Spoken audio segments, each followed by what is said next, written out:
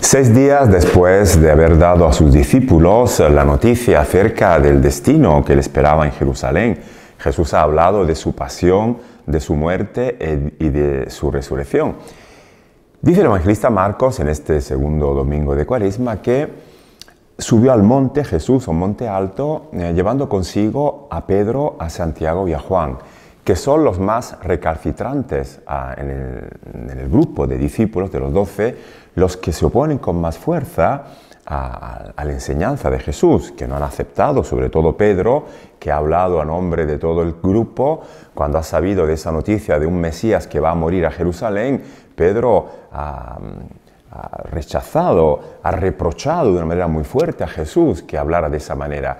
Y claro, Pedro enseguida ha sido también él reprochado por Jesús, que ha sido que Jesús le ha dicho que el discípulo tiene que ir detrás del maestro, llamándolo Satanás. Satanás es el adversario, el que quiere ponerse delante del camino de uno para impedir que pueda alcanzar su meta.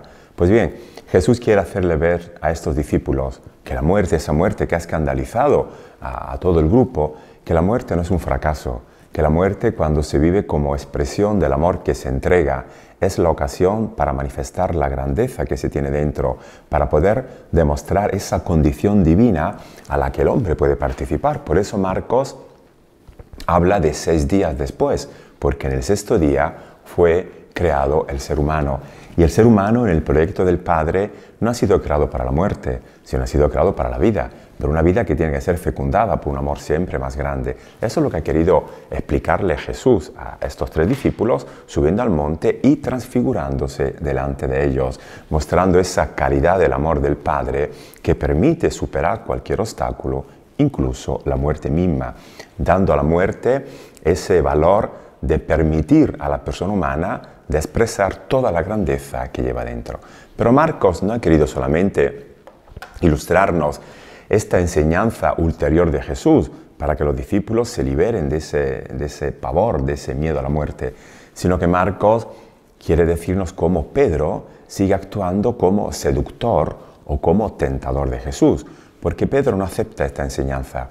Para Pedro es importante que Jesús sea un Mesías de poder, es importante el mando, es importante acabar con los enemigos, demostrando una fuerza más grande que la de los que quieren ser nuestros adversarios. Por eso dice el evangelista Marcos que cuando Jesús se ha transformado, se ha transfigurado, con esos vestidos blanquísimos, de una blancura, de un esplendor único, aparecieron a su lado Moisés y Elías. Esto significa que en la muerte de Jesús se va a dar cumplimiento a todas las escrituras, va a ser la coronación del proyecto de Dios, esa muerte que significa presentar al máximo el amor del Padre. Pues bien, Moisés y Elías, que eran los pilastros, el fundamento de la tradición religiosa de Israel, conversan con Jesús, dice Marcos, como habían conversado con Dios en el Antiguo Testamento. Ahora el único que realmente puede dar valor a toda esa palabra que Dios ha revelado en la tradición de Israel es Jesús. Por eso estas figuras tan representativas de la tradición del pueblo ahora conversan con Jesús. También ellos, Moisés y Elías, aprenden de este Hijo del Hombre que ha demostrado con su vida la grandeza del amor del Padre. Y entonces interviene Pedro. Pedro como seductor, como Satanás. Pedro quiere aprovecharse de esa ocasión para que Jesús renuncie a su proyecto, para que Jesús sea siempre ese Mesías según la tradición religiosa, un Mesías de poder. Por eso Pedro toma la palabra y dice: Rabí, viene muy bien que estemos aquí nosotros. Podríamos hacer 3 chozas, una para ti, otra para Moisés y otra para Elías. Esta alusión a las chozas, esta propuesta de Pedro es una muy fuerte porque las chozas aluden a una fiesta muy importante en la tradición religiosa de Israel, la fiesta de las chozas, de las cabañas, de corte mesiánico, en la que se decía durante esos días de celebración el Mesías se va a manifestar y va a ser un Mesías de poder, un Mesías que va a liberar nuestra tierra La fiesta de las chozas recordaba el don de la tierra y el pasaje del pueblo durante el desierto que había vivido en los días había vivido en chozas. Esa fiesta tenía un corte mesiánico muy fuerte porque iba a llegar el Mesías, iba a aplastar a nuestros enemigos, iba a echar a todos los invasores de nuestro pueblo de esa tierra bendita, santa que Dios nos había dado. Por eso Pedro, aludiendo a las chozas, está diciendo a Jesús: tú, Jesús, tienes que ser un Mesías según la tradición religiosa, un Mesías que pone al centro la ley de Moisés y que la defiende esa ley con el mismo celo fanático de Elías. Por eso cuando Pedro ha dicho hagamos 3 chozas, una para ti, otra para Moisés y otra para Elías, en este grupo de 3 personas, el más importante es que el que está en el centro no es Jesús, sino que es Moisés.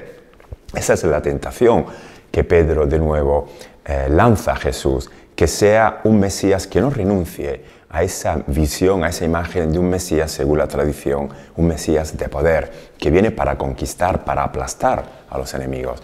Dice el evangelista Marcos que Pedro no sabía lo que decía, que estaba atemorizado también porque el Mesías no bromeaba. Cuando llegaba con esa fuerza restauradora iba a acabar con todos, incluso podía acabar con aquellos que no lo esperaban. Pero dice Marcos que al final se quedaron ellos solos. Después de haber escuchado la voz de la nube, la voz del Padre, que invita a la comunidad, invita a Pedro, a Santiago, a Juan, a escuchar al único que puede dar valor a la vida. Este es mi Hijo, el amado, escuchadlo. Esas palabras que ya se escucharon, se sintieron en el bautismo, ahora vuelven a ser repetidas, porque el único que puede dar enseñanza a la comunidad es Jesús, el Hijo amado. Ni Moisés ni Elías tienen nada que decir a la comunidad de los creyentes. No hablan ni con Pedro, ni con Santiago y con Juan. Cuando Jesús se queda solo, cuando acaba esta experiencia, al mirar alrededor, dice el evangelista, ya no vieron a nadie más que a Jesús solo con ellos. Pedro no renuncia a su mentalidad, a su posición de poder, porque cuando Jesús afrontará la muerte, la afrontará solo. Estos discípulos no van a estar con él para manifestarles su solidaridad. Esto quiere decir, en el Evangelio de este domingo, que es muy difícil renunciar a esas ideas de grandeza, que es muy difícil abrirse a la propuesta de Jesús, que la única manera de poder ser personas auténticas, de poder manifestar esa grandeza humana, es dando la vida y no imponiendo el poder o no buscando formas de poder para dominar o controlar la vida de los demás.